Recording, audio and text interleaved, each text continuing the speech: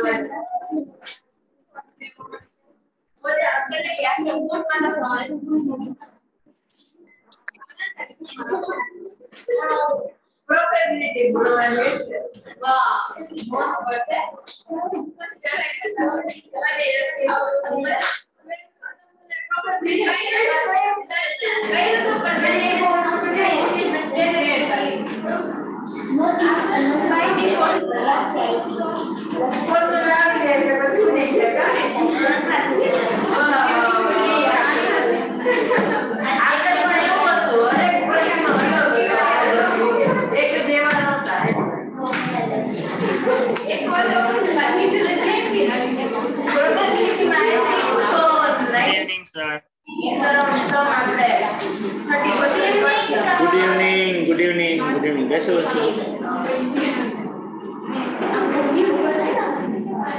આવ્યો અવાજ હવે આવ્યો.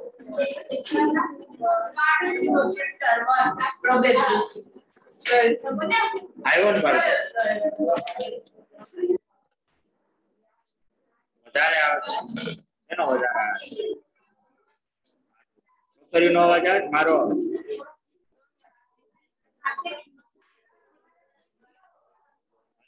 1 2 3 1 2 3 વાઇસ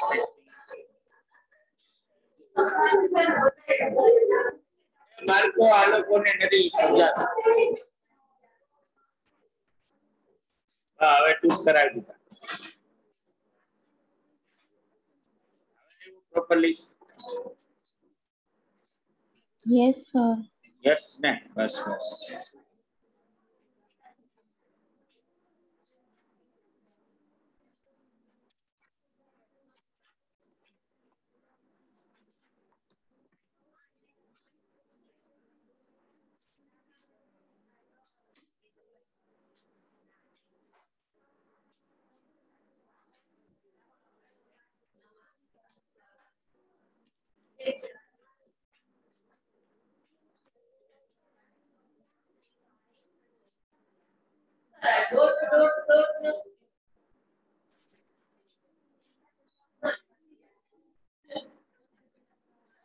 मला पाना नदी भरा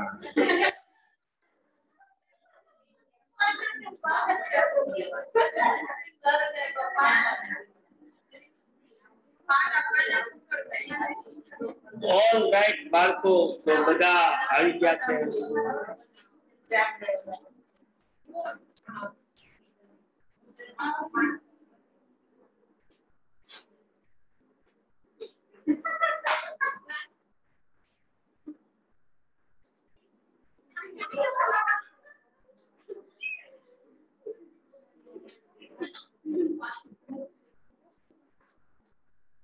તો બાળકો આપણે સ્ટેટિસ્ટિક્સ માં રિગ્રેશન એનાલિસિસ પણ પૂરું કરી નાખ્યું અને હવે ખાલી ને ખાલી આપણા 3 ચેપ્ટર્સ જ બાકી રહે છે.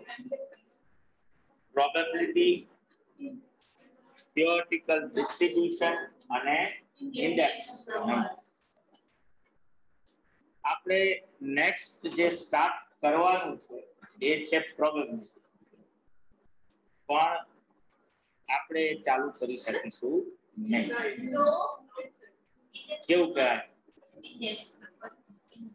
ઇન્ડેક્સ નંબર નહીં ચાલુ થાય. પ્રોબેબિલિટી છેલ્લે રાખજો. હોશિયાર છત્રી. તો બાળકો પ્રોબેબિલિટી એટલા માટે નહીં થઈ શકે કારણ કે એમાં પરમ્યુટેશન કોમ્બિનેશનની થિયરમ્સ આવે છે છેલ્લે. આમ તો છેલ્લે આવે છે પણ તોય એ પણ કરવાની થશે. અને મેથેમેટિક્સમાં તમારે હજી પરમ્યુટેશન કોમ્બિનેશન્સ ભણ્યા નથી તમે. ભણી નો ભણ્યા હો ને આમ ભણ્યા છો અત્યારે ફાઉન્ડેશન માં ભણ્યા નથી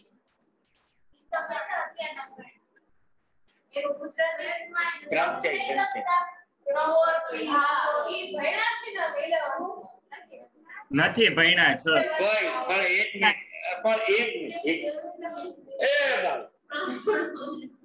ભણ્યા હો નો ભણ્યા હો અત્યારે નથી ભણ્યા બરાબર એટલે જ્યાં સુધી ધવલ સર તમને એક કરાવશે નહીં પરમ્યુટેશન કોમ્બિનેશન ત્યાં સુધી આપણે પ્રોબેબિલિટી ઈ સ્ટાર્ટ કરીશું નહીં તો જે ગહન ક્વેશ્ચન આપણી સામે જે આવે એ આવે કે તો શું કરશું તો એ પ્રશ્નનો જવાબ જે છે ને એ અહીંયા છુપાયેલો છે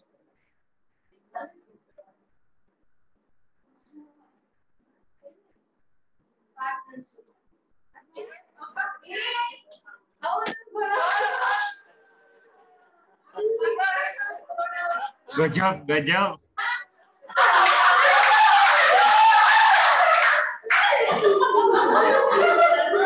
વાહ સર વાહ ગજબ હો પણ ગજબ વાહ મજા આ ગઈ સાહેબ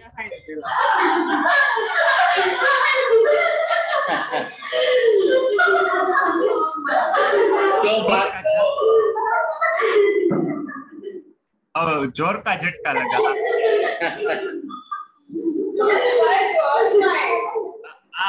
आपने પેલા કીધું તું કે નહીં કે હું તમારા 2 ચેપ્ટર અકાઉન્ટ ના જે હું ત્રીજો પાર્ટનર લઈશ એવું કંઈક બોલ્યા હતા વાત થઈ હતી બરાબર બરાબર વેરી ગુડ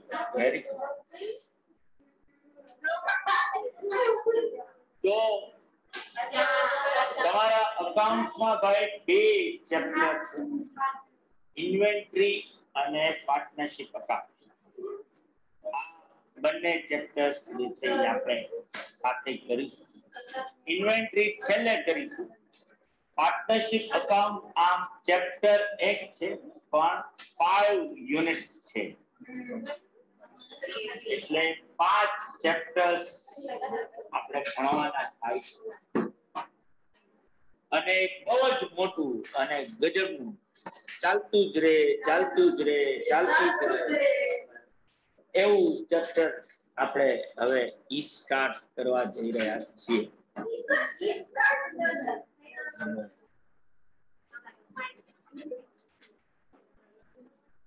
તો આ ઈ બેચ બને તો બધા હા તો વધારે નથી આવડતું બતાવવાનું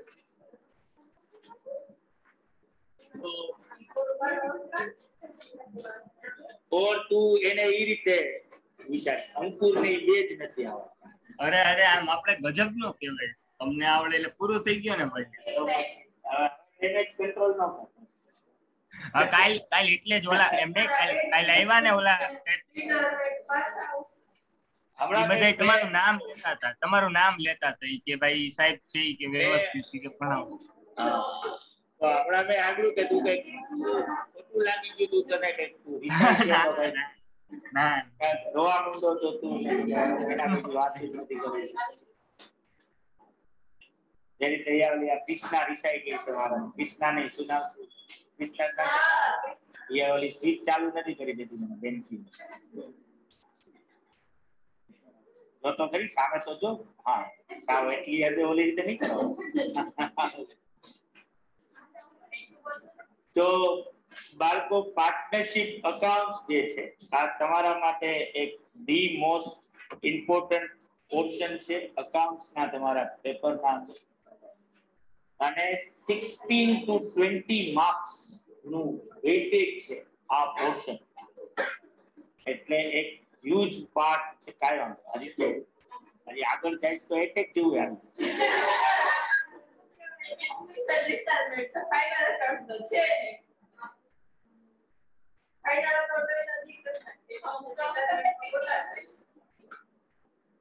તમે આમ રોજ આની પાછળ જ બેસો છો આગળ જ કરી પાછળ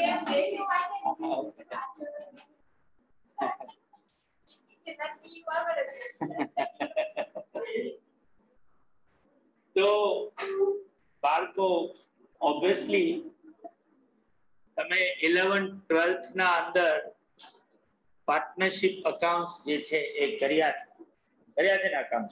Yes, sir.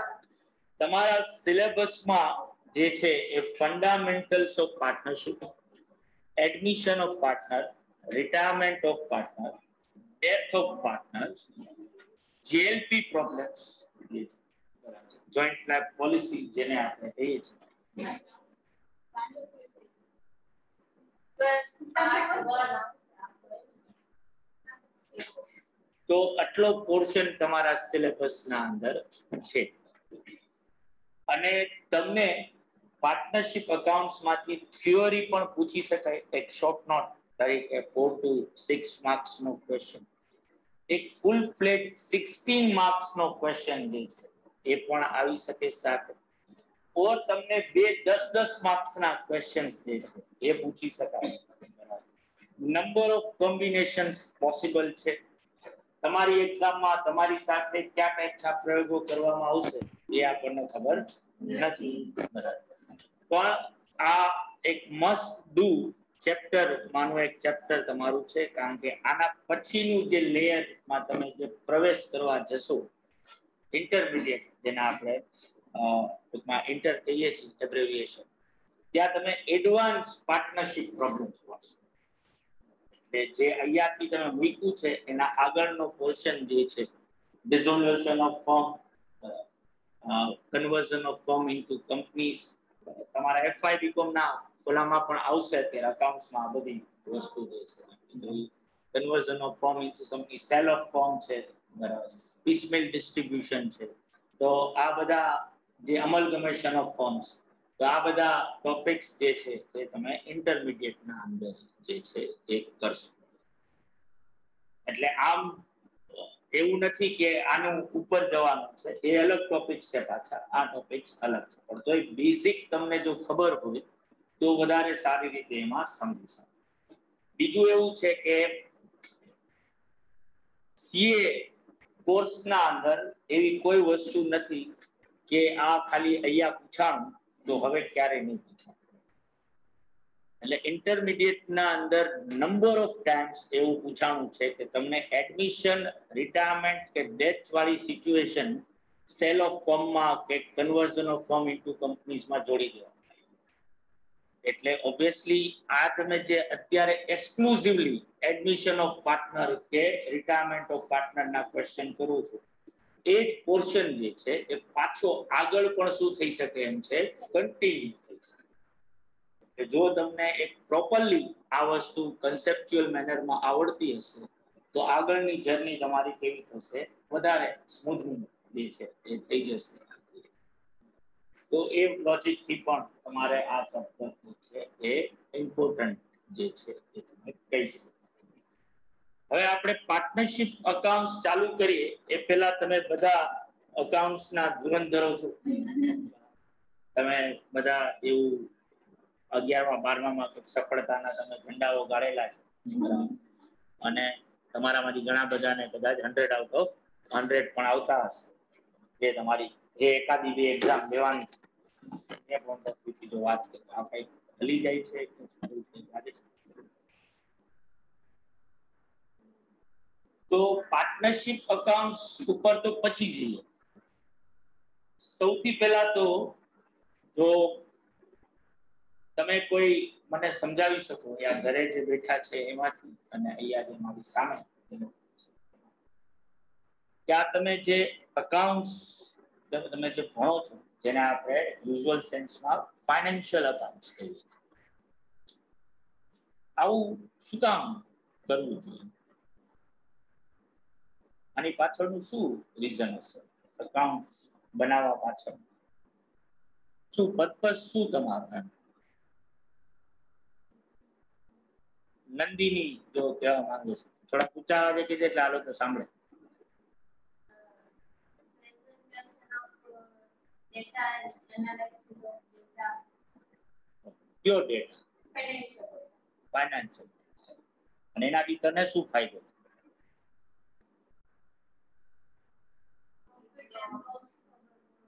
Profit and loss ખબર પડે. ઓકે, પૈસા ક્યાં જાય છે ક્યાં આવે છે? પૈસા આવે છે જાય છે ક્યાં? બરાબર, એ ખબર પડે. ઓકે, આ ઈશા કે બોલ.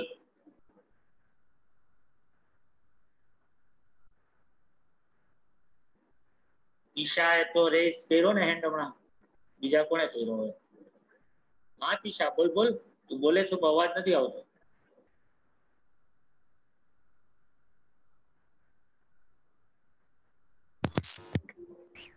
સર હા બોલ બોલ. કે આપણે એકાઉન્ટ્સ બનાવીએ તો આપણને ખબર પડે કે આપણી પેઢીની કેટલી અસેટ છે, કેટલી લાયબિલિટી છે, પછી આપણને પ્રોફિટ લોસ કેવી રીતના થયો છે, ખરીદ વેચાણ, એવી રીતે બધું ખબર પડી જાય. Okay good. કે મસરૂ કે એકાઉન્ટિંગ કરવાનો સૌથી મોટો હેતુ કે હે? બાહ્ય એકાઉન્ટિંગ માટેનો સૌથી મોટો ઉદ્દેશ કે બાહ્ય પક્ષકારો સરકાર છે, તારી વાત વાલો તમે પોતાનો બોલ હવે બોલ. સરકાર, શેર હોલ્ડર વગેરે છે ને આપણી પેઢીની જે નાણાકીય માહિતી છે ને એનો રેકોર્ડ બતાવવા માટે, એના માટે અને ભૂતકાળની આપણી પેઢીની જે નાણાકીય પરિસ્થિતિ છે એનું મૂલ્યાંકન કરવા માટે, એના માટે પણ એકાઉન્ટિંગની જરૂર પડે. બરાબર, ઓકે ગુડ.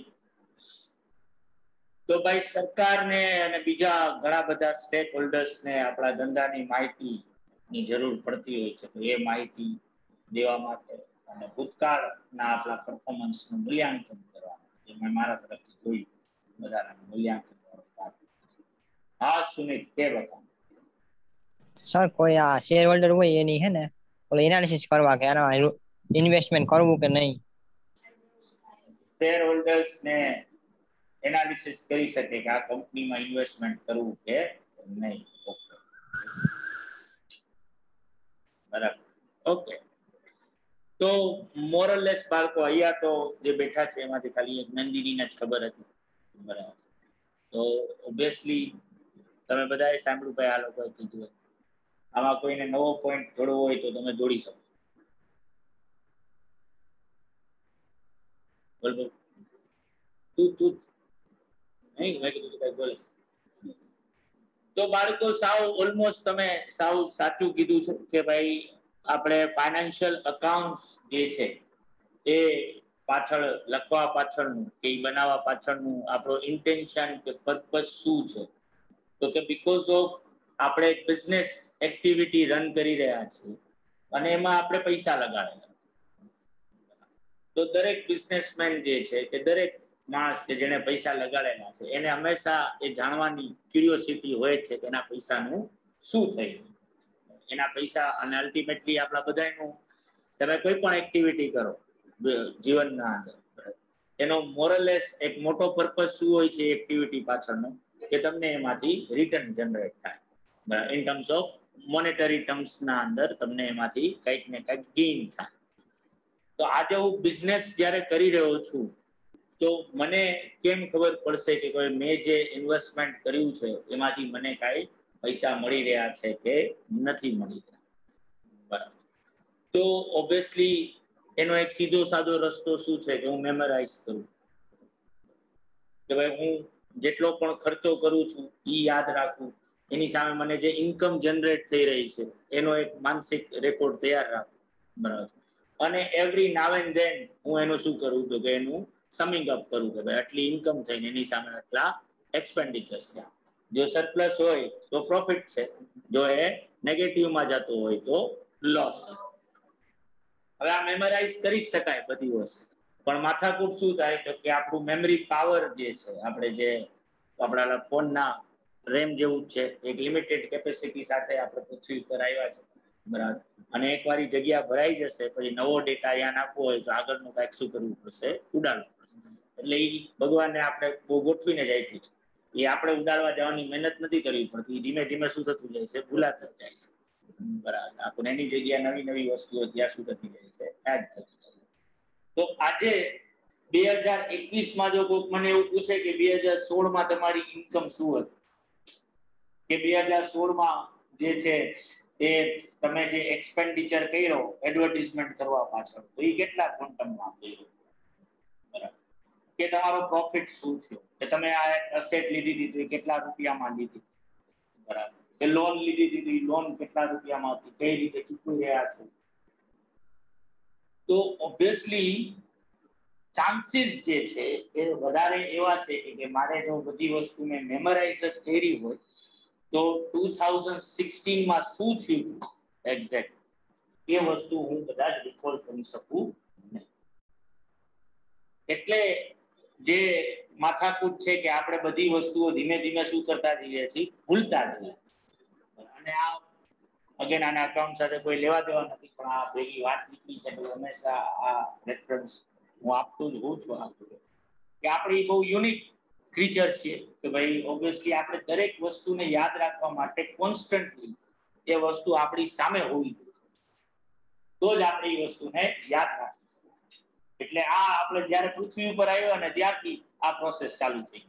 એટલે તમે જોશો કે જે સાવ નાનું બાળક હોય ને એને કોન્સ્ટન્ટલી જે છે એક ભાઈ આવે એની સામે ઘોડિયા સામે બેટા પપ્પા બોલ, બેટા પપ્પા બોલ, બેટા પપ્પા બોલ. પછી એક ફિમેલ આવે બેટા મમ્મા બોલ, બેટા મમ્મા બોલ, મમ્મા બોલ. ઓલા છોકરાને મમ્મા એટલે શું, પપ્પા એટલે શું હરામ બરાબર ખબર પડતી, પણ એના મગજના અંદર જે છે એ ફિટ થઈ જાય કે ભાઈ હવે આવી આકૃતિ આવે ને તો મારે શું કહેવાનું છે, મમ્મા મમ્મા મમ્મા. આવી આકૃતિ આવે તો પપ્પા પપ્પા. અને કોન્સ્ટન્ટ હેમરિંગ. અને આ કોન્સ્ટન્ટ હેમરિંગ એમને બધાય ચાલતું હોય, જેટલા પરિવારના સભ્યો હોય બધાય લોકો, બરાબર? એને પાછા બધા અલગ અલગ રીતે બોલાવતા, બરાબર? ચકુડો ને પકુડો ને આમ ફલાણો ઢીકણો, બરાબર? પણ એના ઉપર કોન્સ્ટન્ટ હેમરિંગ થાય તો જ એ વસ્તુ શું કરી શકે છે, યાદ રાખે. અને તમને તો જીવનમાં અનુભવ નહીં થયો હોય, બરાબર? પણ આને આ સાવ વાહિયાત વાત છે, આ ખાલી જસ્ટ આપણે એક્ઝામ્પલ માટે લઈ રહ્યા કે અમુક સમય જીવનમાં એવો આવશે કે તમને એવું લાગશે કે ભાઈ અમુક માણસો વગર તો જીવી શકાશે જ નહીં. જો જીવનમાં નહીં હોય તો આપણું જીવન જે છે બરબાદ થઈ ગયું, પૂરું થઈ ગયું. ક્યાં જઈને આપણે શું કરશું, વૈરાગ્યમાં વયા જશું. ના, એ કોન્ટેક્સમાં નથી વાત કરી, તને અલગ લાગતું, બરાબર? Good, very good. મેં એવું કીધું કે અમુક સમય પછી એવું લાગશે. મમ્મી પપ્પાનું એ તો કોન્સ્ટન્ટ પહેલેથી જ લાગતું આવે ને, એના માટે લાગાડવા કે એવું કઈ જરૂરી નથી. અને આ પાછું બધાને નથી લાગુ પડતું. એટલે આપણે જે આ એક્ઝામ્પલ પાછું એ સમજ ઉદાહરણ. પણ પછી જો જીવનમાં કોઈ અઘટિત ઘટના બનશે અને જો એ માણસ આપણા જીવનમાં સંભાવ ન આવી શકે તો હું ગેરંટી આપીને કહું કે 6 મહિના પછી તમને બીજા કોઈ માણસ માટે આવી સેમ ફિલિંગ આવતી. જેવું એ નજરથી ઓझल થવાનું ચાલુ થશે ને એવું તમે ભૂલવાનું ચાલુ થશે. આ લિમિટેડ મેમરીની માથા આપણે એ બધું સદાય માટે યાદ રાખી શકતા નથી. હા, ઓબ્વિયસ છે. મારા તો એવા ઘણી વાર પછી છેલ્લે એક એવી ઘટના બની કે જે પછી ભૂલી શકાતી નથી.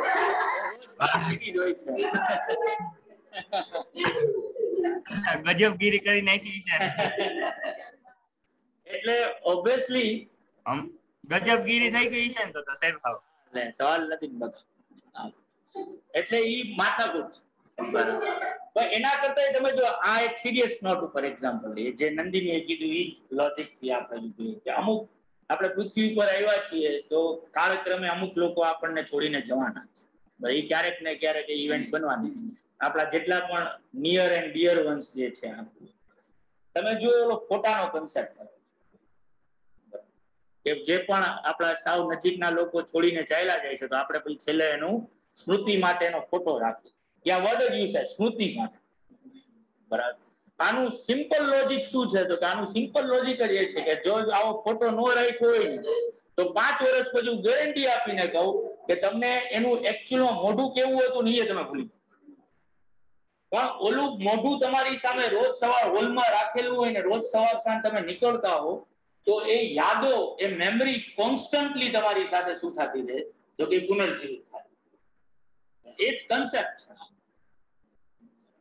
તો આ માથાકૂટ કે તમે બધી વસ્તુ ક્યારેય યાદ રાખી શકતા નથી ને બધી વસ્તુ યાદ રાખવી હોય તો કોન્સ્ટન્ટલી તમારી સામે જ હોવી. તો નાણાકીય વ્યવહારોમાં તો એવું પોસિબલ નથી કે કોન્સ્ટન્ટલી પરચેઝ મારી સામે જ ઘૂમે રાખવું હોય કે સેલ્સ મારી સામે જ ઘૂમે રાખવું તો હું યાદ રાખીશ. એટલે બીજો ખુખાર કન્સેપ્ટ જે હ્યુમન સાયકોલોજી ઉપર બીજું ભણાવવાનું કે લોકો યાદ રાખવા માટે અલગ અલગ રીતના નુસ્ખાઓ અજમાવે. ફોટો ફ્રેમ એક વન ઓફ ધેમ છે. પણ એક એવું બીજી વસ્તુ છે ઘણા બધા લોકોને ડાયરી લખવાની કે જેમાં એ લોકો પોતાના જીવનમાં જે અમુક બહુ જોરદાર ઇવેન્ટ્સો બની હોય આખી એ ડાયરીમાં ટપકાવી લે. બરાબર. પછી ડાયરી ગમે યા રખડતી હોય કાંઈ ખબર હોય નહીં પણ પછી કોઈક દિવસે અચાનક યાદ આવે ને ડાયરીના પાના એ ફેરવે તો એ બધી વસ્તુ પાછી શું કરી શકે? રિકોલ કરી શકે. બરાબર. એટલે જ અકાઉન્ટ્સ ને બુક કીપિંગ કહેવાય. બરાબર. ડાયરી કે તમે ઓબ્વિયસલી ડાયરીમાં જે રીતે તમારા જીવનના અમુક અંતરંગ પળો જે છે ટપકાવો છો જેથી કરીને તમે ભૂલી જાઓ તો પાછા શું કરી શકો? યાદ રાખો. અકાઉન્ટ્સ આ જ લોજિક થી બને કે મારી ફાઇનાન્શિયલ એક્ટિવિટીઝ ને મારે યાદ રાખવું છે. તો હું શું કરું તો કે હું જે છે એને એક ડાયરીના અંદર ટપકાવી લઉં. જે કોઈ પણ ટ્રાન્ઝેક્શન થશે એની હું શું કરીશ? નોંધ કરીશ. એન્ટ્રી. ડાયરીમાં પણ આપણે એન્ટ્રી જ કરીએ.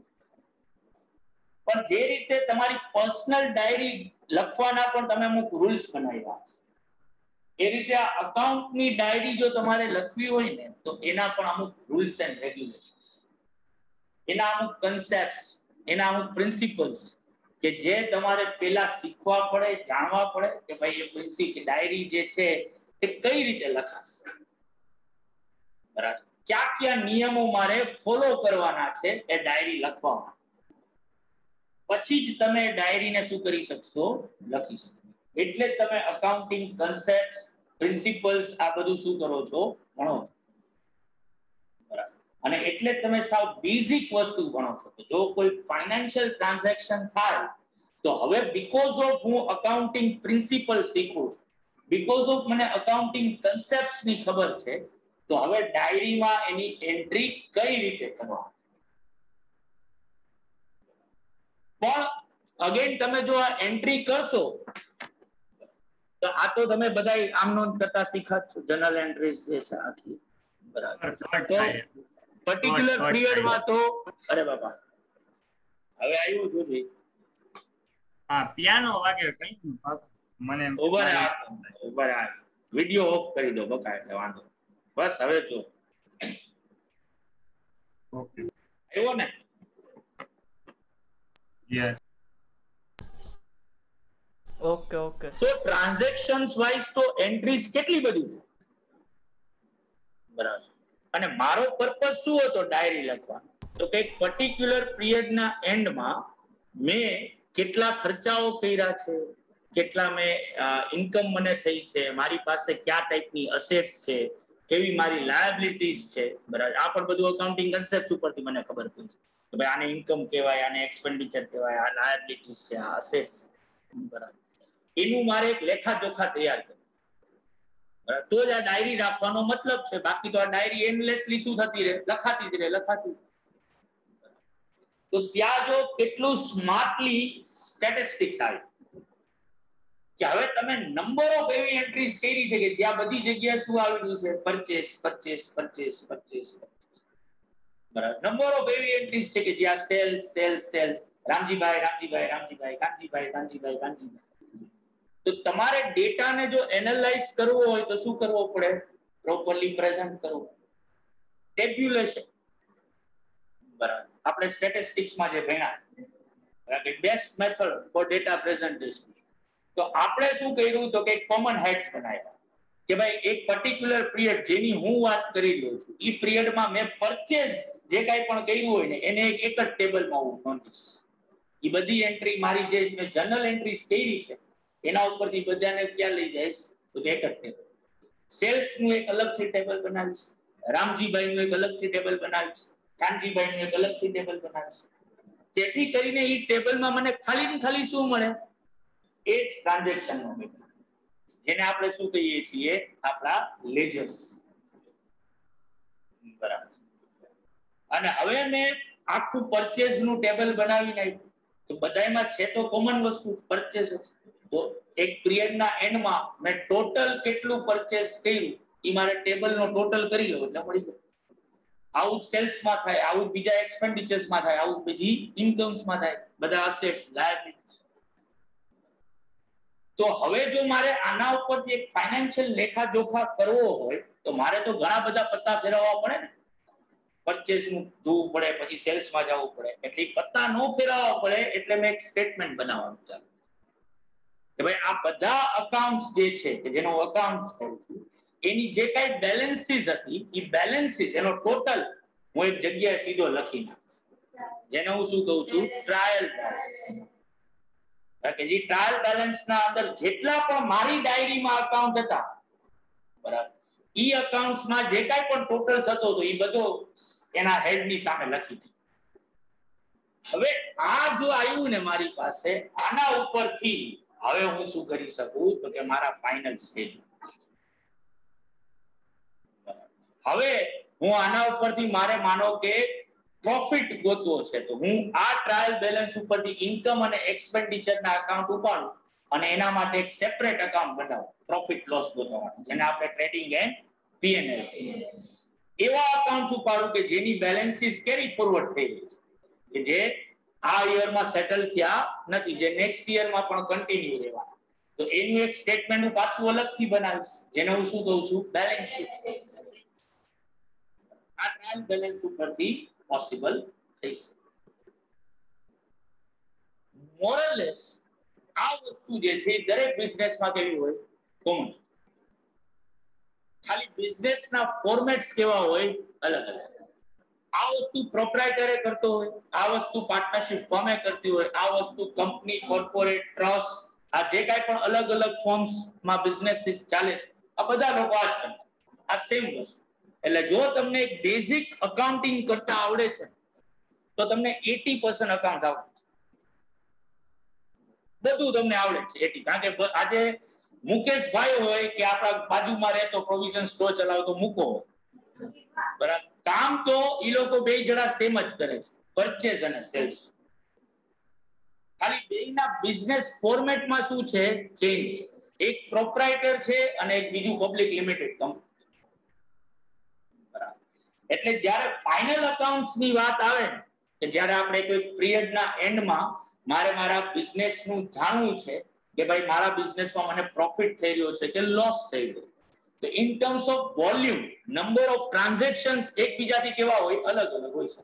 કે મુકેશભાઈના કરોડો અબજો રૂપિયામાં ટ્રાન્ઝેક્શન્સ હોય, આ બિચારાના 1000 લાખ રૂપિયામાં ટ્રાન્ઝેક્શન. બરાબર. ઓલાની 50-60 પેજમાં લેજર પૂરું થઈ જતું હોય, મુકેશભાઈના થપ્પા બંધ થાય. પણ કામ તો એ લોકો બધાય સેમ જ કરવાના, એમાં કોઈ બીજી વસ્તુ છે જ. બરાબર. તો ઓબ્વિયસલી તમે શું કામ આ બધું આટલું, જો મારે આ તો ખાલી બેઝિક હતું અને આટલું જ જો મારે કરવાનું હતું તો આ તો મેં 11th 12th માં કરી જ લીધું બરાબર. અને અત્યારે ફાઉન્ડેશનમાં તમને અંકુર કરાવી રહ્યો છું બરાબર, અલગ અલગ ટાઈપની વસ્તુ. તો તમારે શું કામ આટલી બધી માથાકૂટ કરવી પડે કે ભાઈ આ ફાઉન્ડેશનમાં ભણશો, હજી ઇન્ટરમાં 2 પેપર આપશો અકાઉન્ટ્સ, ફાઇનલમાં હજી 1 પેપર આપશો, ત્યાં એવું તો શું અલગ વસ્તુઓ છે કે જે મારે કરવા. તો કે એ અલગ વસ્તુ શું છે કે જો મારે બેઝિક અકાઉન્ટિંગ આવડતું હોય તો હવે દરેક બિઝનેસના ફોર્મેટ વાઇઝ એના અમુક પિક્યુલર ક્વેશ્ચન્સ કે જે પર્ટિક્યુલર ફોર્મેટમાં શું થાય છે ઊભા થાય. જેમ કે પ્રોપ્રાઇટરને ક્યારેય નથી વિચારવાનું કે પોતાની મૂડી ઉપર વ્યાજ આપે, કે પોતે વિથડ્રોલ કરીને એના ઉપર ઇન્ટરેસ્ટ જે છે એ વસૂલ કરે, કે પોતાને લોન આપે બરાબર, કે સેલરી આપે, પોતાને બોનસ આપે બરાબર, કે એની સાથે કોઈક નવો જોડાણો એ પોતે વયો ગયો, આવી કોઈ વસ્તુ જીવનમાં પ્રોપ્રાઇટરના જીવનમાં કોઈ દી નથી. પણ આવું એક પાર્ટનરશિપ ફર્મમાં થવાનું. Partnership firm along with purchase sales ની જે એક્ટિવિટી થાય છે, જે રૂટીનમાં દરેક બિઝનેસમાં થાય છે બરાબર, આ બધી વસ્તુ તો પાર્ટનરશિપ ફર્મમાંય થવાની છે. પણ હવે તમારે એવા પર્ટિક્યુલર સિચ્યુએશન ને પણ એડ્રેસ કરવાની છે કે જે બીજા ફોર્મેટમાં નથી થતી અને આ ફોર્મેટમાં થઈ રહી છે. તો એ સિચ્યુએશન જો અરાઇઝ થાય તો એ સિચ્યુએશનમાં તમારી ડાયરી તમે જે બનાવો છો એમાં તમે કયા ટાઈપના ચેન્જીસ કરશો, એમાં શું રેકોર્ડિંગ કરશો કે જેથી કરીને એ સિચ્યુએશન તમે તમારી ડાયરીમાં ટપકાવી શકો. એટલે જો એક નવો પાર્ટનર એડમિટ થાય તો બુક્સ ઓફ અકાઉન્ટ્સમાં કેવા ચેન્જીસ કરવાના આવે, એક કોઈ રિટાયર થાય, કોઈની ડેથ થાય, પાર્ટનરશિપ ફોર્મ બે ભેગી થઈને એક નવી પાર્ટનરશિપ ફોર્મ બને, એનું સેલ થાય, બરાબર. તો આ બધી યુનિક સિચ્યુએશન છે કે જે પ્રોપ્રાઇટર ક્યારેય ફેસ કરવાનો નથી. ભાઈ પાર્ટનરશિપ ફોર્મ ફેસ કરશે.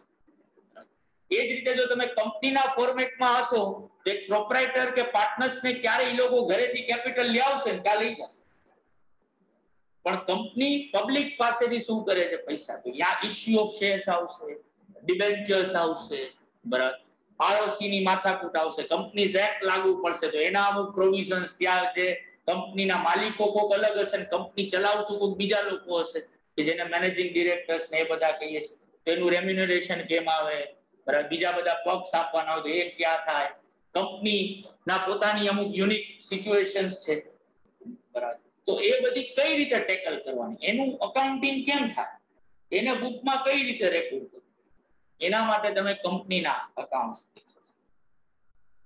પ્લસ બીજું એ છે કે તમે અત્યાર સુધી જે છે એ ટી ફોર્મમાં જે છે અકાઉન્ટ્સ બનાવતા શીખ્યા છો, ટ્રેડિંગ પીએનએલ, બેલેન્સ શીટ, બરાબર, જેમાં particular rupees, liabilities rupees, asset rupees, બરાબર. તમે અહીંયા હમણાં ભણશો આગળ રેગ્યુલેટર્સ વિશે, માર્કેટ રેગ્યુલેટર્સ વિશે, તમારા બીસીકે ના ઓલાના અંદર આવશે, સેબી વિશે જાણશો, તમે આરબીઆઈ વિશે જાણશો, ઈડા વિશે જાણશો, બરાબર. તો ઘણા બધા બિઝનેસીસ એવા છે કે જેને રન કરવા માટે એના રેગ્યુલેટર્સ બને, જેમ કે ઇન્સ્યોરન્સ બિઝનેસ માટે ઈડા છે, બરાબર. જો તમારે ભારતના અંદર ઇન્સ્યોરન્સ બિઝનેસ કરવો હોય તો તમારે દરેક રૂલ્સ એન્ડ રેગ્યુલેશન્સ ફોલો કરવા પડે જે ઈડા સેટ કરે. તમારે જો ભારતમાં બેન્કિંગ બિઝનેસ રન કરવું હોય તો એના માટે આરબીઆઈ, બરાબર. તમારે જો કંપની ફોર્મેટમાં જવું હોય તો ROC, register of companies act તમને જે છે લાગુ પડશે, બરાબર. તમે જો કંપની લિસ્ટેડ કરાવશો તો સેબીના રૂલ્સ લાગુ પડશે. અને આ બધાના એક્ટ છે કે જે તમે આગળ ભણશો. તો આ બધા રેગ્યુલેટર્સે શું કર્યું છે કે પોતાના બિઝનેસીસ યુનિકલી આઈડેન્ટિફાઈ થઈ શકે, એટલે જે ફાઇનલ અકાઉન્ટ્સ તમે જે બનાવો છો ને એ મન ફાવે એ રીતે ન બની શકે. એના એ લોકોએ ફોર્મ સેટ કરે.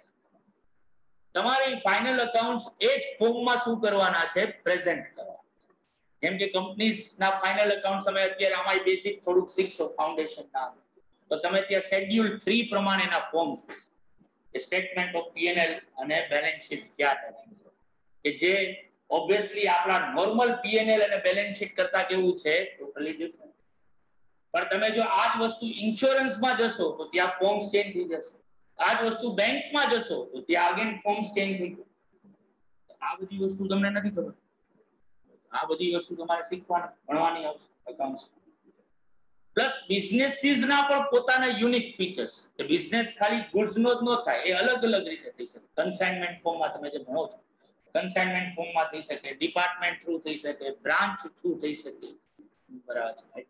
તો જો હું આ રીતે બિઝનેસીસ ચલાવતો હોઉં તો ઈ બધા બિઝનેસીસને કઈ રીતે એક જગ્યાએ ઇન્કોર્પોરેટ કરવા, આ શીખવા.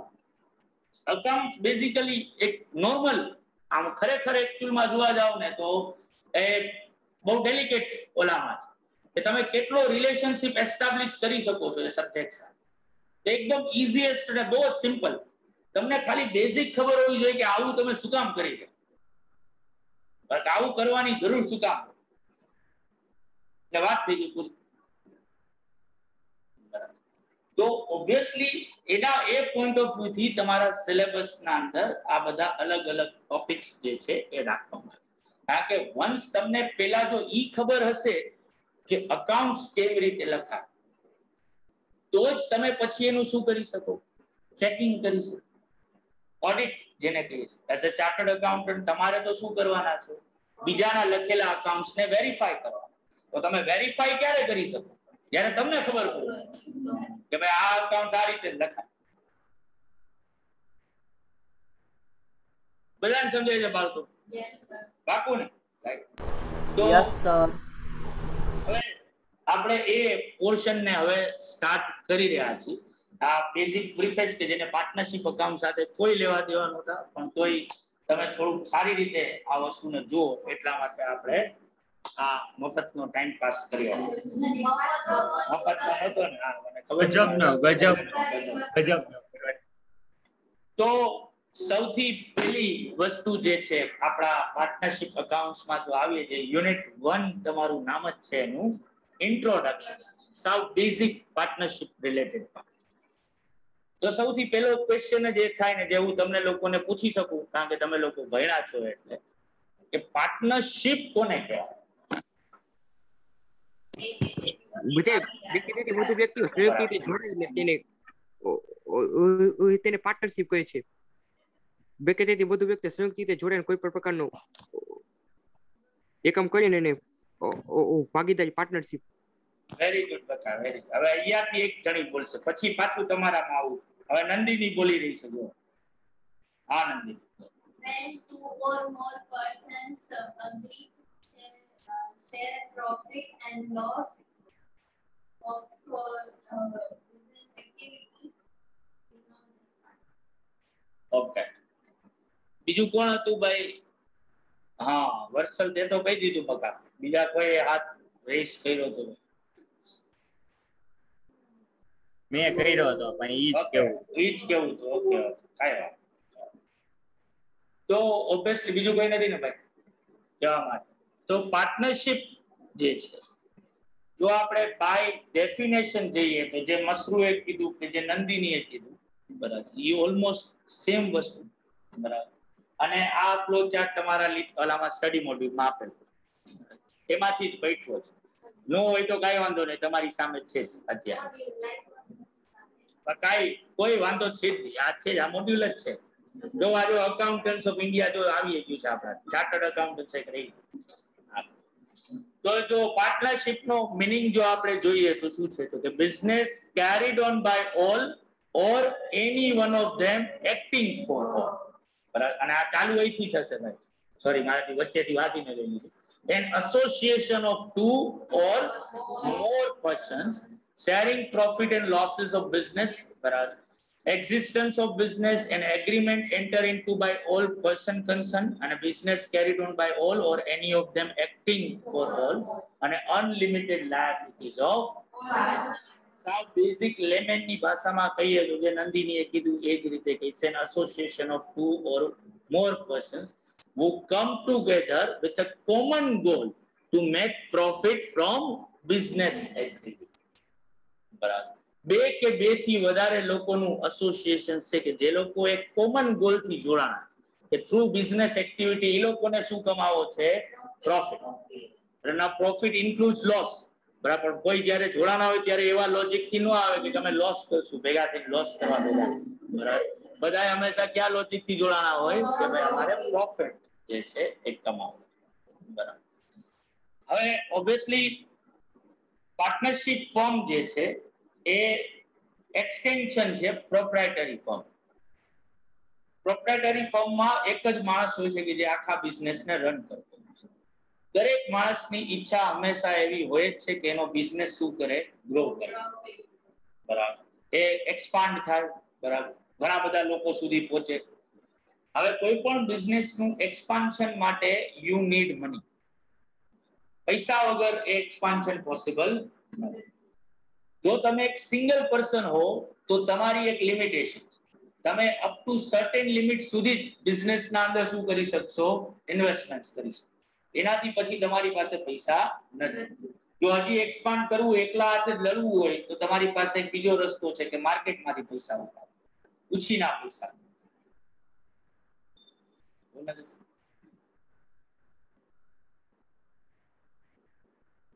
તો નથી અંકુર સર ત્યાં ઓફિસમાં?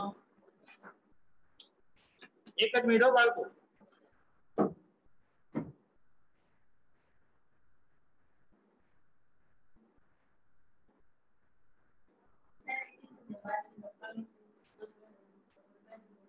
Frozen storage.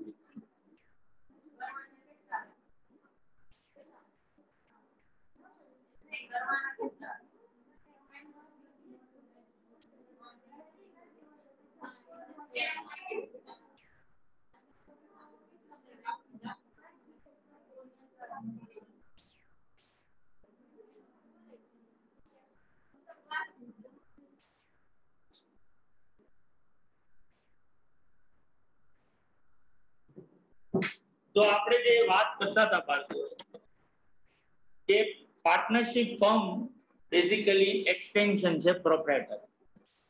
તો જો તમે પ્રોપ્રાઇટર હશો તો અને તમારે બિઝનેસને એક્સપાન્ડ કરવો હશે તો તમારે પૈસાની જરૂર પડશે, જે એક સર્ટેન લિમિટથી વધારે તમે બિઝનેસમાં ઇન્ફ્યુઝ કરી શકશો નહીં.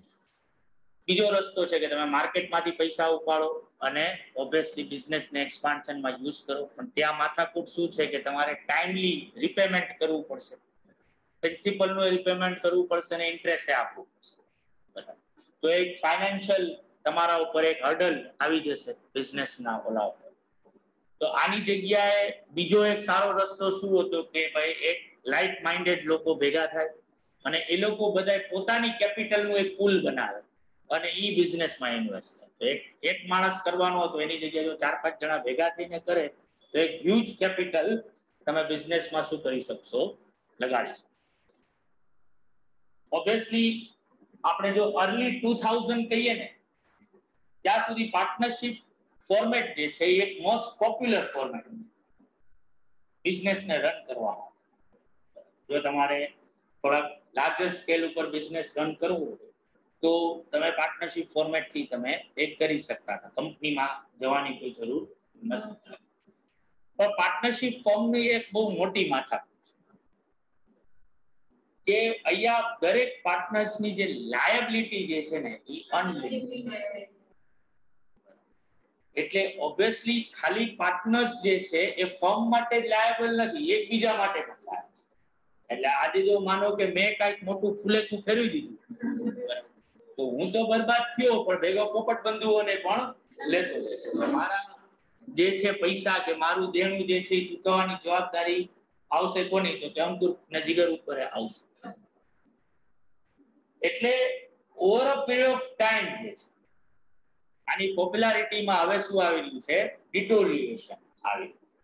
બીજું એ છે કે પાર્ટનરશિપ ફર્મના અંદર માણસો ભેગા થાય છે.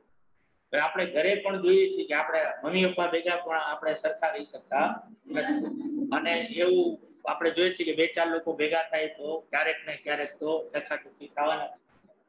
આ તો માણસો બધા બિઝનેસ માટે ભેગા થયા એટલે માથાકૂટ શું થાય કે ક્યારેક ને ક્યારેક એ લોકો વચ્ચે ડખા બથમ-બથી આવે અને બથમ-બથી આવે એટલે બહુ ખુખાર રીતે આવે. તો પાર્ટનરશિપ ફર્મના અંદર જે લેટર પાર્ટ છે ને છૂટવાનો એ થોડો પેઇનફુલ છે. કે ભાઈ જે લોકોને મારે માનો કે આજે મને ઈચ્છા થઈ કે મારે પતંજલિ ઇન્સ્ટિટ્યૂટને છોડવું, બરાબર, પણ હું એટલા ઝડપથી છોડી નહીં શકું. તો આ ઘણા બધા ડ્રોબેક્સ પાર્ટનરશિપ ફોર્મની સાથે જોડાય. તો અર્લી 2000 માં એક નવા પાર્ટનરશિપ વર્ઝનનો જે છે એ ઉદય થયો, જે છે લિમિટેડ લાયબિલિટી પાર્ટનરશિપ, જેને આપણે એલએલપી કહીએ છીએ. બરાબર. અને મેજોરિટી પ્રોફેશનલ્સ જે છે ને હવે આ ફોર્મેટમાં છે. અમેરિકામાં ને આ તો બહુ વર્ષોથી પોપ્યુલર કન્સેપ્ટ છે એલએલપી. આપણે ત્યાં હવે હમણાં 15-20 વર્ષથી આ વસ્તુ જે છે એ ઇન્ડિયાના અંદર જે છે આવી છે. એલએલપી અને પાર્ટનરશિપ ફોર્મ વચ્ચે ડિફરન્સ શું છે બેસિકલી? તો કે પાર્ટનરશિપ ફોર્મને ગવર્ન કરવા માટે ઇન્ડિયન પાર્ટનરશિપ એક્ટ 1932 છે. પાર્ટનરશિપ ફોર્મ માટે પણ એક એક્ટ બનેલો છે, પણ એ 1930 હમણાં 100 વર્ષ થઈ ગયા છે, એટલો જૂનો એક્ટ છે. બરાબર.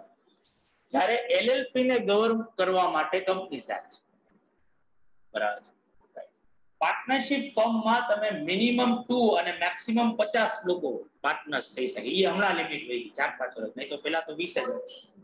બરાબર. એ પેલા તો 20 જ હતી. બરાબર. હવે 50 જે છે એ છે. એલએલપી માં any number of persons can admitted as a partner. બરાબર. કોઈ પણ માણસ આવી શકે છે અને ગમે ત્યારે શું થઈ શકે છે, જાય શકે. અને એનું નામ જ છે લિમિટેડ લાયબિલિટી પાર્ટનરશિપ. એટલે અહીંયા પાર્ટનર્સ ની જે લાયબિલિટી જે છે ને એ લિમિટેડ છે. કેટલી? તો કે જેટલી એ લોકોએ કેપિટલ ઇન્ફ્યુઝ કરી છે. એટલે જો મેં 5 લાખ રૂપિયા આપ્યા હોય તો મેક્સિમમ મારો લોસ કેટલો જાય? 5 લાખ. આ કાઇન્ડ ઓફ શેર કેપિટલ જેવું છે કે આજે મેં કંપનીના 2 લાખ રૂપિયાના શેર લીધા તો મારે વધુમાં વધુ ચિંતા કેટલી કરવાની છે કે આ 2 લાખનું સાવ દૂરું થઈ જાય, ઝીરો થઈ જાય. કંપનીએ માનો કે અબજોનો લોસ થયો તો મારા તો 2 લાખ રૂપિયા જ જશે. આ લિમિટેડ લાયબિલિટીમાં પોસિબલ છે, પાર્ટનરશિપમાં પોસિબલ નથી. તો ઓબ્વિયસલી લિમિટેડ લાયબિલિટી પાર્ટનરશિપ જે છે આ એક જે કહીએ કે ભાઈ એક મોસ્ટ પોપ્યુલર ફોર્મેટ જે છે એ થઈ રહ્યું છે પાર્ટનરશિપની સાથે. અને ચાર્ટર્ડ એકાઉન્ટન્ટ્સ હવે બધા કોઈ પાર્ટનરશિપ ફોર્મ નથી કરતા. હવે એ લોકો શું બનાવે છે? Limited liability. જેથી કરીને એક તો સૌથી મોટામાં મોટું કે તમે દુનિયાભરના ચાર્ટર્ડ એકાઉન્ટન્ટ્સ પાર્ટનર્સ તરીકે શું થઈ શકે? જોડાઈ શકે. બરાબર. અને કોઈને કઈ ટેન્શન હોય નહીં કે ભાઈ કોણ આવ્યું ને કોણ ગયું, એનાથી કોઈને કઈ લેવા દેવા રહેતા નથી. તમારા માટે આ એક ઇમ્પોર્ટન્ટ ક્વેશ્ચન છે ને બકા? ઉભા રહ્યો બાર એક જ મિનિટ. 98795 તો મને યાદ હોય 85367 જો લગા અંદર પાડે.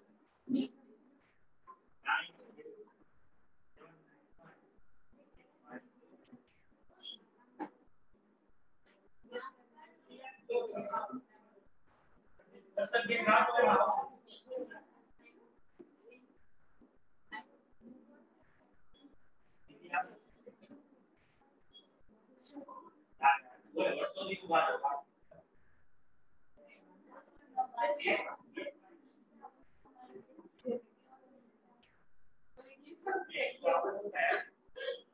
યર 1999 બોલ તેના 22 વર્ષથી આનંદ પૂરે વાત.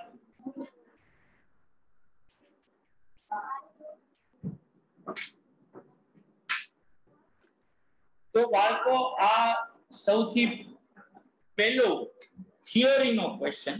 જો તમને પાર્ટનરશિપના ચેપ્ટરમાં જો કોઈ થિયરી પૂછવી હોય તો આ એક મોસ્ટ ઇમ્પોર્ટન્ટ ક્વેશ્ચન તરીકે તમે ટપકાવી શકો છો.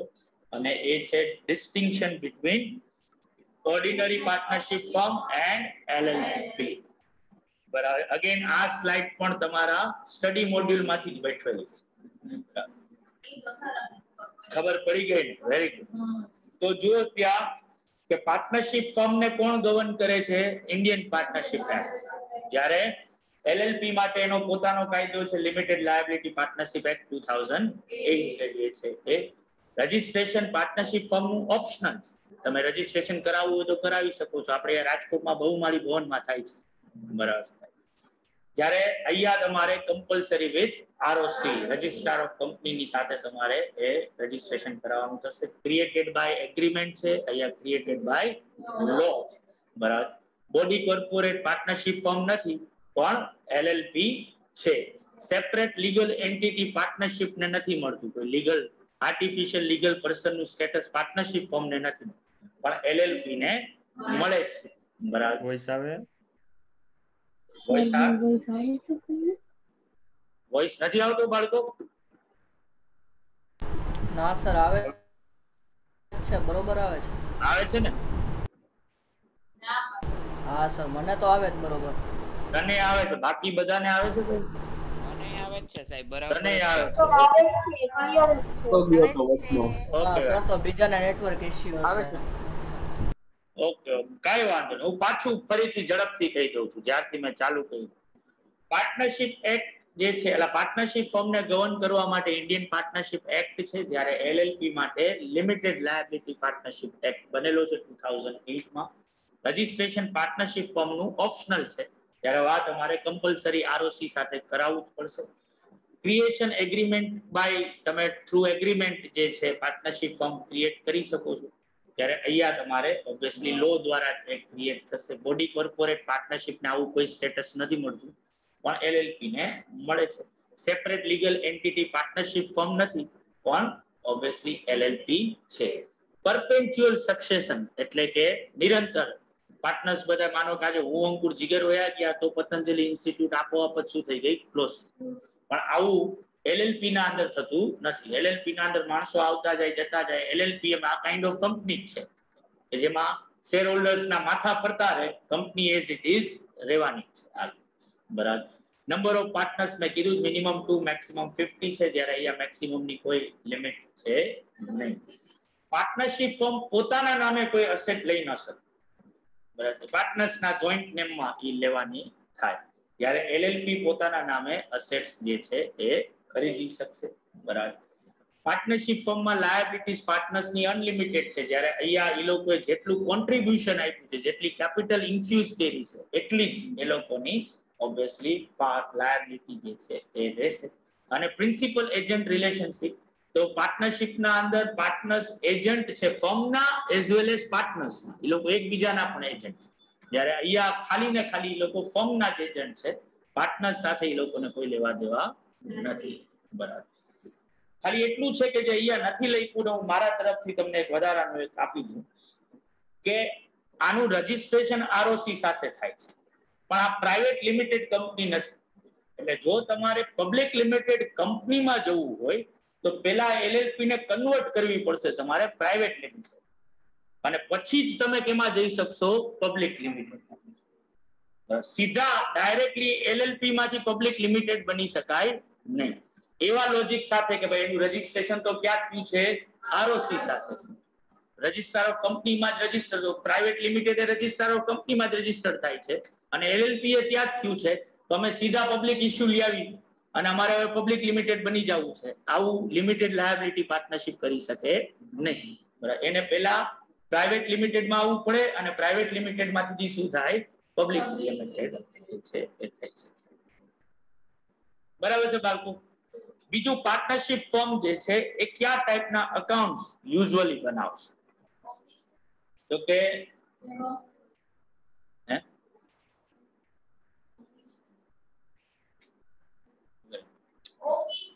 ઓમિશન એટલે ભૂલાઈ જવું.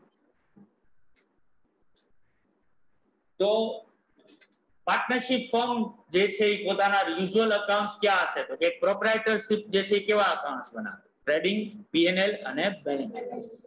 પાર્ટનરશિપ ફર્મમાં શું થાય? તો કે પાર્ટનરશિપ ફર્મમાં બે additional accounts, trading and P&L તો બને જ, પણ સાથે P&L appropriation account, partners capital account અને બેલેન્સ શીટ. અને જો એક મેન્યુફેક્ચરિંગ એન્ટિટી હોય તો એ લોકો હજી એક વધારાનું અકાઉન્ટ બનાવી શકે. બિફોર ટ્રેડિંગ અકાઉન્ટ બનાવતા પહેલા એ શું બનાવી શકે છે? Manufacturing account. બરાબર. અને પછી એના ઉપરથી ટ્રેડિંગ બને, P&L, પછી P&L appropriation, capital accounts of partners and balance sheet. આપણે P&L અપ્રોપ્રિએશન અકાઉન્ટ અને કેપિટલ અકાઉન્ટ આ ઇન્ટ્રોડક્શન વાળા ચેપ્ટરમાં આ બે વસ્તુ ઉપર મેઇન ફોકસ કરવાનું, કારણ કે બાકીનું બધું તમને આવડે જ છે. ટ્રેડિંગ P&L વિશે તમને બધાને ખબર જ છે, બેલેન્સ શીટ વિશે પણ મોરલેસ તમને બધાને ખબર છે. પણ આપણે જે છે એ P&L અપ્રોપ્રિએશન અને કેપિટલ અકાઉન્ટ્સ રિલેટેડ ઇશ્યુઝ જે છે એ હવે આ ચેપ્ટરના અંદર આપણે જે છે એ એડ્રેસ કરવાના થશે. બધાને અહીંયા સુધી ક્લિયર છે ભાઈ? ઘરે બાળકો બધા? Yes sir. Yes sir. Yes. તો ઓબ્વિયસલી જે મેં કીધું એ રીતે કે પાર્ટનરશિપ ફોર્મ ક્રિએટ થાય છે થ્રુ એગ્રીમેન્ટ. બરાબર. તમને હું પતંજલિ ઇન્સ્ટિટ્યૂટ નું પણ એગ્રીમેન્ટ બતાવીશ, મારું પોતાની પર્સનલ જે ચાર્ટર્ડ એકાઉન્ટન્ટની ફર્મ છે સાદી ફૂડ એસોસિએશન, એનું પણ એગ્રીમેન્ટ બતાવીશ, ખાલી જસ્ટ તમને એનો આઈડિયા આવે એના માટે. હવે ઓબ્વિયસલી આવું એગ્રીમેન્ટ કરવાની જરૂર શું છે? તો કે અલ્ટિમેટલી આપણે બધા શું છે? માણસો. બરાબર. અને માણસો આપણે જ્યારે આગેન આને પાર્ટનરશિપ સાથે કોઈ અપરન્ટલી લેવા જવાના તો મારા તરફથી આજનું બ્રહ્મજ્ઞાન. જ્યારે આપણે લોકો આ પૃથ્વી ઉપર ઇવોલ્વ થયા અને બહુ જોરદાર મગજ આપણા જેવું કોઈની પાસે બુદ્ધિ છે ને કોઈ પણ સ્પીસીસ ના, તો આપણે જે કેવા સ્પીસીસ હતા કે જેણે આપણા પછીનું કોઈ ઇવોલ્યુએશન થવાનું હતું, આપણે એ અટકાવી દીધું. અને જે ઓલરેડી થયેલા હતા ને એ બધાને ઉડાડતા ગયા. કેટલાય પક્ષીઓ પ્રાણીઓ બધા નાશપ્રાય થઈ ગયા. બરાબર. અને આપણા વચ્ચે જે આ કોમ્યુનિકેશનની માથાકૂટ જ્યારથી સર્જાણી ને કે આપણે એકબીજાને સમજી શકીએ વાતો કરીને, લેંગ્વેજ જ્યારથી આવી ત્યારથી માથાકૂટ શું થઈ કે આપણા વચ્ચે ઘણી લાગણીઓ ઉદ્ભવી. પ્રેમની લાગણીઓ, બરાબર, પછી શું કહે કેરિંગની લાગણીઓ, બરાબર, ઈર્ષ્યા છે, બરાબર, જેલસી આપણે જે છે એ આખી. પણ જે સૌથી મોટામાં મોટી લાગણી આપણા બધા વચ્ચે જે છે ને એ છે ડિસ્ટ્રસ્ટ, અવિશ્વાસ. આપણે જ એક એવા સ્પીસીસ આ પૃથ્વી પર છીએ કે જેને એના જેવા જ લાગતો ભાઈ, કે જેની પાસે બે હાથ છે, બે હાથ છે, બે પગ છે, નાક, બધું ખાલી ડાઈટ અલગ હોય ખાલી, બરાબર, અને કદાચ સ્કિન ટોન અલગ, બરાબર. બાકી આપણા જેવો જ લાગતો ભાઈ કે બેન છે, એને એના ઉપર 1% ભરોસો. તમારે એમને સોશિયલ એક્સપેરિમેન્ટ કરવું હોય તો કરી લેજો કે વાવ શેરીના ચોથી શેરીમાં કોઈ કૂતરું વસ્તુ હશે ને, બરાબર, તો આ 5 શેરી આગળના કૂતરાને ખબર નથી કે શું કામ ભસી રહ્યો, શું છે શું નહીં, પછી ત્યાંથી ભસવાનું ચાલુ કરતો આવતું હોય. અને હવે તમે કોઈ ભીડ વાળા જગ્યાએ ઉભા રહીને જોરથી રાડ પાડો, જો તમારા ભેગા કેટલા લોકો રાડું પાડવાનું ચાલુ કરે, તો બધા આમ જોવાનું ચાલુ કરે કોણ કોણ, બરાબર. હા, ડિસ્ટ્રસ્ટ. એને ખબર મારે ભાઈ કે પેલા હું જાણી લઉં કે શું છે, રાડું પડાય કે ન પડાય, બરાબર, પછી હું રાડું પાડીશ. એટલે માથાકૂટ શું થાય કે જ્યારે ફૂલ બ્લોસમ ચાલતું હોય, જેને અંગ્રેજીમાં વર્ડ છે હનીમૂન પીરિયડ, ત્યારે બધું સરખું હાલતું હોય ને ત્યારે બધું મોજમાં હોય, બધા લોકો મોજ. એટલે ત્યારે કોઈ પણ લોકો જ્યારે સાથે મળીને કામ કરતા હોય, સાથે રહેતા હોય, કોઈને એકબીજા હારે પ્રોબ્લેમ હોય, ત્યારે કદાચ તમે વાણી વિલાસમાં મોસાળ પક્ષ ઉપર ગાળું દઈ દેતા હોય ને તો અરે યાર ફૂલ જરાય છે, આ તો આપણે બધી આવી મસ્તી કરે, આખી ગાળું છે એ બોલાવે નહીં આપણને. આ ટાઈમ એક સારો સમય ચાલી ત્યારે બધું પરફેક્ટ જ જાતું હોય, કોઈને કોઈ પ્રોબ્લેમ ન હોય. પણ જેવું અને આ સાયકલ ઓબ્વિયસલી ટર્ન થવાની છે ક્યારેક ને ક્યારેક, જેવું કાંઈક વાદળો ઘેરાવાના ચાલુ થાય ત્યારે તમે કોકને સારી સલાહ દેવા જાવ ને તો એને વાણી વિલાસ થાય, ત્યારે તો મોસાળ પક્ષ ઉપર ગાળું દીધી આપણે, બરાબર, આખી, અને કાટલા બાટલા પકડી લે.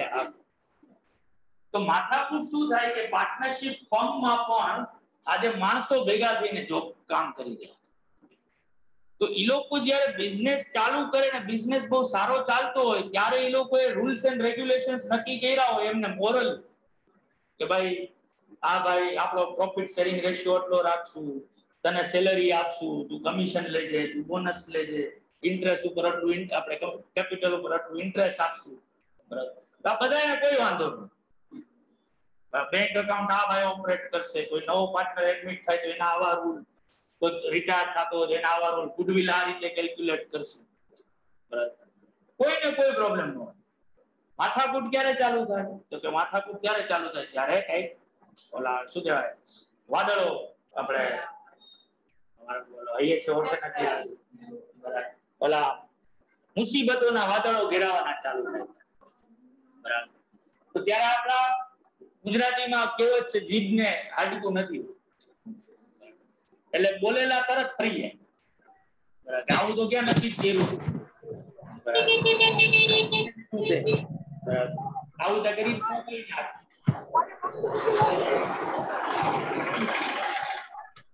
મ્યુટ કરજો. અવાજ વયો ગયો બાળકો? આવે છે ને અવાજ ભાઈ?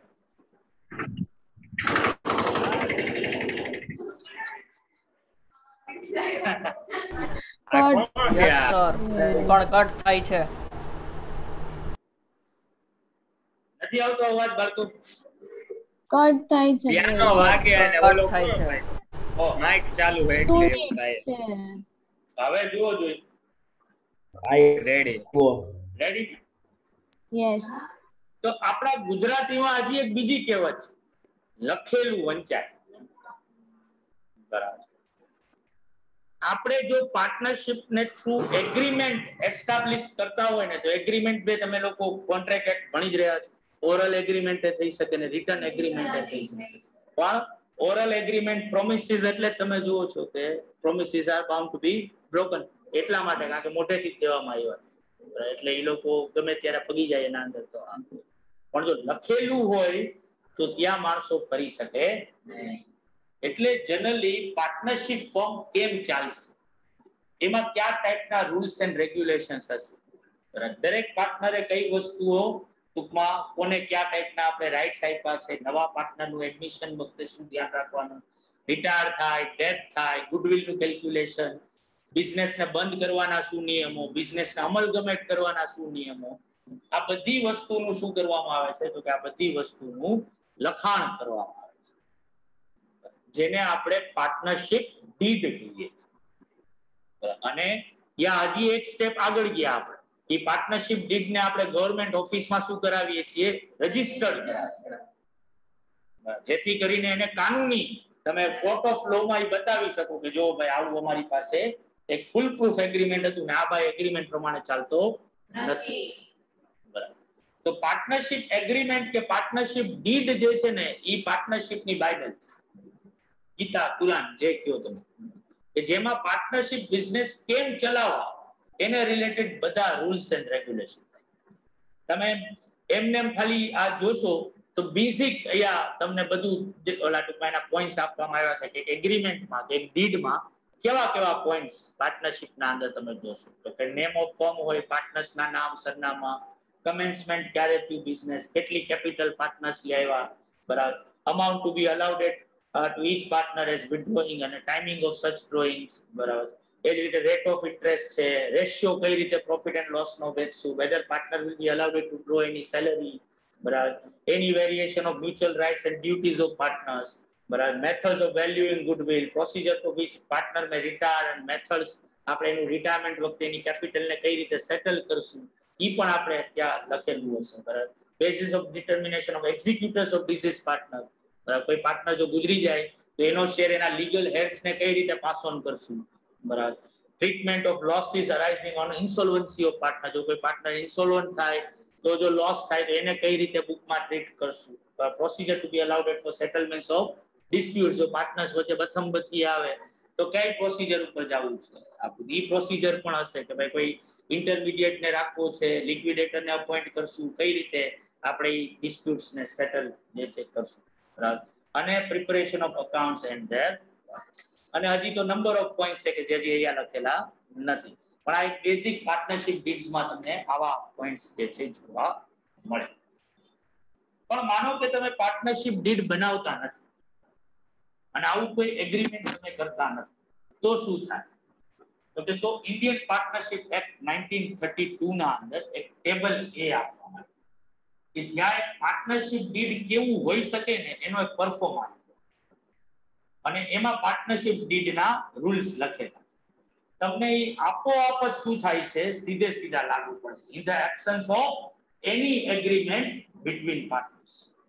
જો પાર્ટનર્સ વચ્ચે કોઈ રિટન એગ્રીમેન્ટ ન હોય તો ડાયરેક્ટલી એ લોકોને શું ફોલો કરવાનું છે, તો કે જે ઇન્ડિયન પાર્ટનરશિપ એક્ટમાં લખ્યું ટેબલ એ માં. આ ટેબલ એ માં પ્રાઇમરીલી શું લખ્યું છે, તો કે દરેક પાર્ટનર્સનો પ્રોફિટ શેરિંગ રેશિયો કેવો રહેશે, ઇક્વલ. કોઈ પાર્ટનર્સને ઇન્ટરેસ્ટ ઓન કેપિટલ આપી નહીં શકાય કે કોઈની પાસેથી ઇન્ટરેસ્ટ ઓન ડ્રોઈંગ ચાર્જ ન કરી શકાય. કોઈને એક્સ્ટ્રા કામ કરવા બદલ સેલરી, બોનસ, કમિશન આવી કોઈ વસ્તુ એ લોકો લઈ શકશે નહીં. અને જો કોઈ લોન આપે તો લોન ઉપર 6% નું સિમ્પલ ઇન્ટરેસ્ટ પર એનમ આપવાનું. આ બેઝિક રૂલ્સ છે કે જે ટેબલ એ ના અંદર જે છે એ આપવામાં આવ્યા છે, કે જે ઓબ્વિયસલી જો કોઈ પાર્ટનરશિપ ફોર્મ જે છે એ પાર્ટનરશિપ ડીડ નહીં બનાવે તો એ લોકોને આ લાગુ પડશે. No partner has a right to salary, no interest to be allowed, no interest to be charged on drawing, interest at the rate of 6% per annum to be allowed on partners loan, and profit and loss are to be shared equally. આ major points છે કે જે આપણે યાદ રાખવાના છે. અને આનું રીઝન શું છે કે જો આ ઇન્ટ્રોડક્શન ના ચેપ્ટર માંથી મારે કોઈ ક્વેશ્ચન પૂછવો હોય તો પહેલો ક્વેશ્ચન જે છે એ આ જ પોઈન્ટ રિલેટેડ 4 to 5 માર્ક્સ નો ક્વેશ્ચન મને પૂછી શકાય કે જ્યાં મને એક સિચ્યુએશન પાર્ટનરશિપ ફોર્મ રિલેટેડ આપી છે, મને એવું કીધું હોય કે આ ફલાણો પાર્ટનર આ ક્લેમ કરી રહ્યો છે, ઢીકણો પાર્ટનર આવું ક્લેમ કરી રહ્યો છે, અને નીચે મને કીધું હોય કે હવે આમાંથી કોનો ક્લેમ જે છે એ ફોર્મ માનશે. ફોર્મના પાર્ટનર્સ વચ્ચે કોઈ એગ્રીમેન્ટ છે નહીં, તો મારે આ કોન્ટેક્સ્ટમાં ઈ ક્વેશ્ચનનો શું આપવાનો છે, આન્સર. બધાને બાળકો તો આપણે ફાઇનલ એકાઉન્ટ્સ ઉપર જઈએ એ પહેલા આપણે જે કરવાનું છે એ આ સેમ વસ્તુ. 6:25 તો થઈ, 6:30 સુધી જતો ને, તો આટલું રાખીએ બાળકો. આપણે હવે ક્યારે મળશું, હવે કદાચ સોમવારે મંડે ના મળશું, તો ત્યારે હવે આ એક્ઝામ્પલ થી આપણે સ્ટાર્ટ જે છે એ કરીશું. બરાબર છે?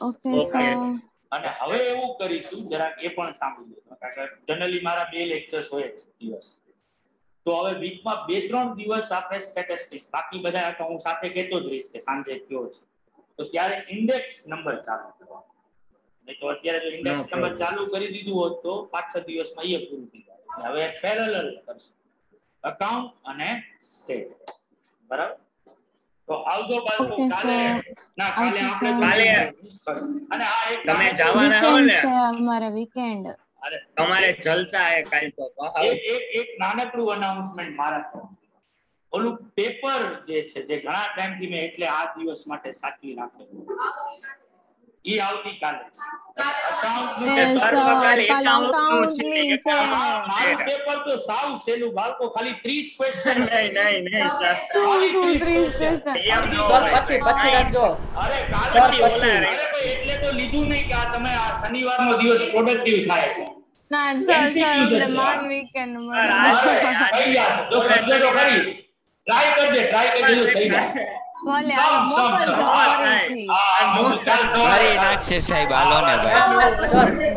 સર સાંભળો તો ખરા, સાંભળો તો ખરા. બોલ સર સાંભળો તો ખરા. બોલ તો ખરી, પણ રવિવાર ના રાખો ને એના કરતા હું કાલે મોકલી દઈશ, તું રવિવારે ગણજે ને ભાઈ, કઈ વાત ના સર શનિવારે જ બરાબર છે. સર એવું ન હાલે, એવું ન હાલે. હાલો આવજો આવજો સર, આવજો.